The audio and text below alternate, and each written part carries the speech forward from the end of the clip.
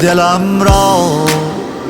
به یغما بردان چشم سیاهت، مرا بی پرده می خواهد نگاهت، جدا از من نبود یک لحظه راحت.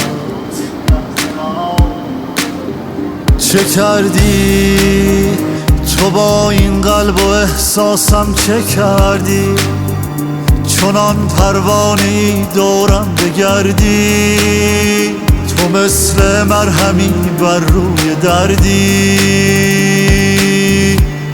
تو آواز بارونی عطری که میمونی، من تسلیم محض این عشقم تو میدونی،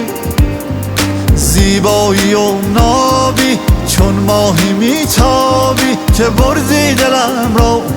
تو آتیش منم